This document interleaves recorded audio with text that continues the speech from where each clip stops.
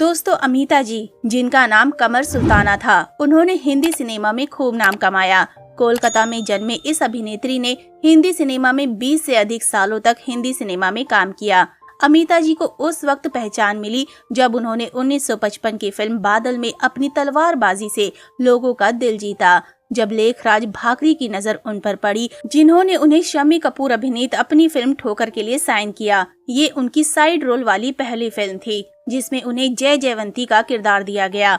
बतौर हीरोइन अमिता जी की पहली फिल्म 1953 में रिलीज हुई थी। श्री चैतन्य महाप्रभु थी, जिसका निर्देशन विजय भट्ट ने किया था। इस फिल्म में स्क्रीन नाम अमिता ने अपनी उपस्थिति दर्ज कराई।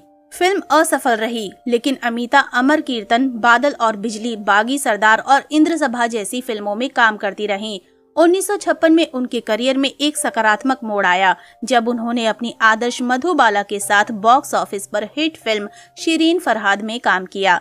इसके बाद उन्हें शम्मी कपूर और नलिनी जयवंत के साथ अभिमान और जमाना और हम सब चोर हैं में मुख्य भूमिकाओं के लिए चुना गया।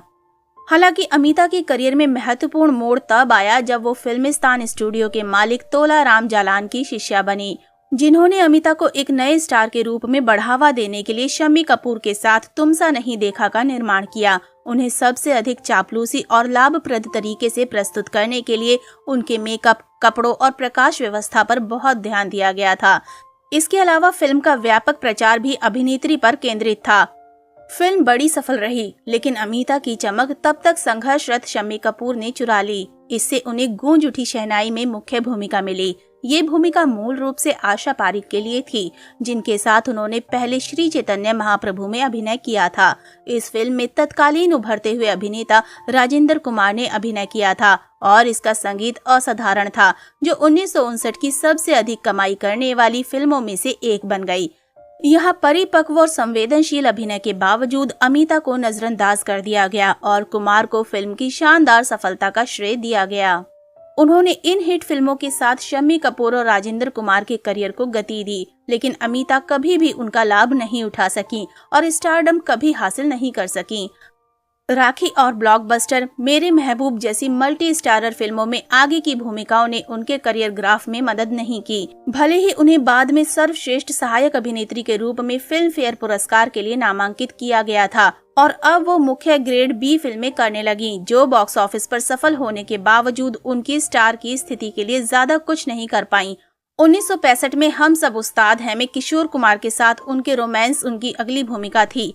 1965 तक वो रिश्ते नाते और आसरा जैसी फिल्मों में नकारात्मक और खलनायिका का किरदार निभा रही थीं। उन्हें अराउंड द वर्ल्ड और हसीना मान जाएगी जैसी फिल्मों में नवोदित अभिनेत्रियों राजश्री और बबीता की सहायक भूमिकाओं में देखा गया था। फिल्मी दुनिया से संन्यास लेने के बाद उन्होंने अभिनेता और निर्देशक कामरान से शादी की और उनकी एक बेटी सबीहा थी। कामरान फराह खान और साजिद खान के पिता भी हैं। सबिया ने अनोखा रिश्ता और खिलाड़ी और 100 डेज में मुख्य अभिनेत्री के रूप में हिंदी फिल्मों में अपना हाथ आजमाया, जो संबंधित वर्षों की बड़ी हिट फिल्में थीं, लेकिन उनका करियर कभी नहीं चला। वो कयामत की रात में दिखाई दी, इससे पहले ही वो भी हिंदी फिल्म परिदृश्य से गायब हो गयीं।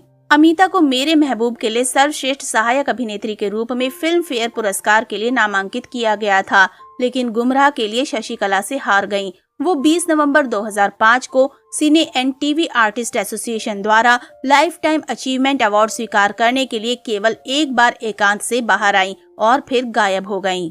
हालांकि इस महान अभिनेत्री की आज उम्र 84 साल हो चुकी है और उनकी ये तस्वीर उनकी उम्र को बयां कर रही है। हालांकि आपको बता दें कि आज वो पूरी तरह से गायब हो चुकी हैं और सोशल मीडिया से काफी दूरी बनाए रखती हैं। कई बार उनसे इंटरव्यू के लिए रिपोर्टर्स ने उनसे संपर्क करना चाहा, लेकिन उन्होंने मीडिया के सामने आने से साफ साफ मना कर दिया। वो अपना ज्यादातर समय अपने परिवार और बाहरी दुनिया से दूर रहकर बिताना पसंद करती हैं, इसलिए उनका मानना है कि उन्हें इन सब चीजों से दूर रहना चाहिए।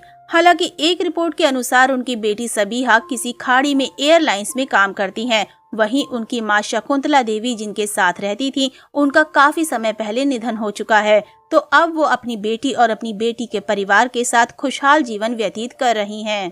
आपको एक मजेदार बात ये भी बता दें कि अभिनेत्री अमिता जी की बेटी सबीहा एक अभिनेत्री भी रह चुकी हैं, जिन्होंने कई बेहतरीन फिल्मों में काम किया है। सबीहा ने 1980 और 90 के दशक में अनोखा रिश्ता, बाप नंबरी बेटा 10 नंबरी, जय विक्रांत, खिलाड़ी और जालिम जैसी फिल्मों में काम किया था। लेकिन जल्द ही उन्होंने फिल्मी दुनिया को अलविदा कहा और एक बेहतरीन ज्वेलरी डिजाइनर के तौर पर अपनी पहचान बना ली। दोस्तों, अभी के लिए बस इतना ही। मिलते हैं अगले वीडियो में। तब तक आप सब अपना ध्यान रखिए। Bye bye.